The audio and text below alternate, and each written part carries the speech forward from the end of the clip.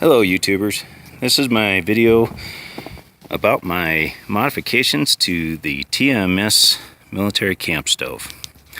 To start off with, I actually cut out an entire new door. It's a slightly bigger, and because I wanted to add this window, I also cut out just a little bit more, maybe about a ½ inch on each side and a little bit upwards. I wanted to use as much of this space as I possibly could, and I just didn't think that the company that manufactured it took advantage of all of it. Anyway, one of the obvious modifications is this viewing window. I got one of these file card brackets that are usually used on file cabinets off of eBay for just a couple bucks. I got the idea from another video about modifying these stoves.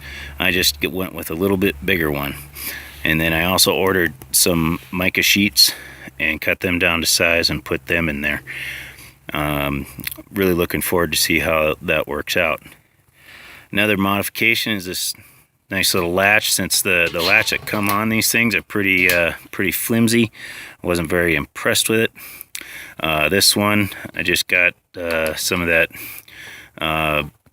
bar iron, cut off a couple inches. Now for the catch here, I took a bolt and found a couple nuts that fit it, screwed those all the way down to the end, and then heated up the bolt as much as I could, and then bent it at a 90-degree.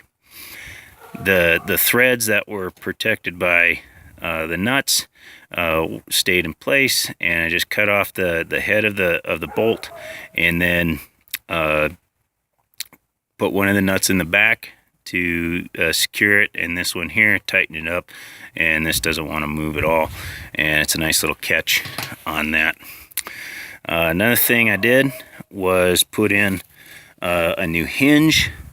Now, because I added this fire rope gasket, that created a gap.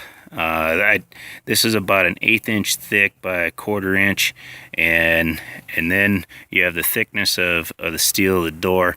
So I put some spacers, I don't know if you can really see it, some spacers in there to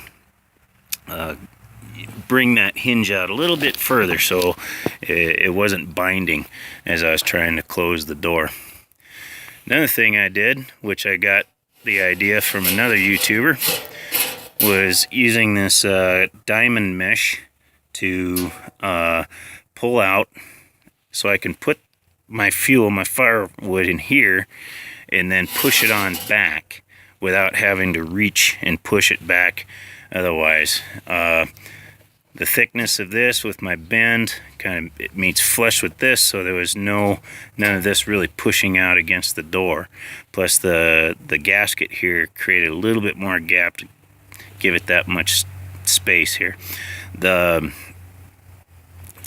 one thing I did mess up on when I made my new door, I lowered the vent a little bit, and this nut, this bolt nut, ended up hitting right there on this bar, so I had to cut that section out, and I also removed that section of the diamond mesh to allow for that to go in there.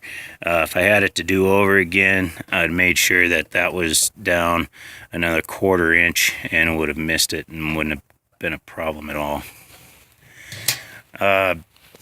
Another thing I did was add just a little bit more, it's called hardware cloth. It's a 1/4 inch mesh to just kind of bolster that spark arrestor.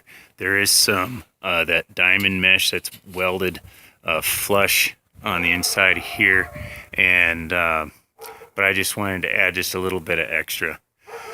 One thing I plan on doing, I just haven't got around to yet, basically because there's none to be found in town, is right about in this area right here. I'm going to be adding a damper. Now this vent pipe is only 2.5 inches inside diameter, and they do not make the flue dampeners that size, at least none that I've been able to find. I've ordered one off of eBay for like $5. That's a 3-inch. It's cast iron. I will see if I can grind that down to the size I need. If I cannot, what I will do is take the cross pin that holds the damper in place. I'll reuse that and create a damper using some thicker gauge steel that will fit inside there.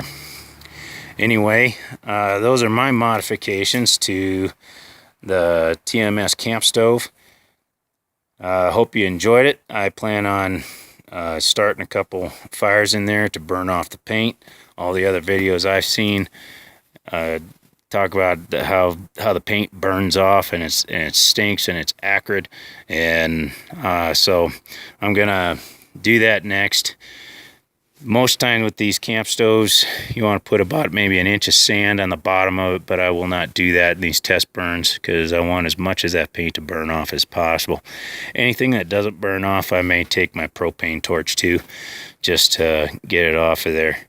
I saw one video where the guy took the stovepipes and these little pipes here and threw them in his campfire just to burn the paint off, which isn't a bad idea. Maybe I'll do that in my fireplace. But I hope you enjoyed the video. I'll let you know how the test burn goes.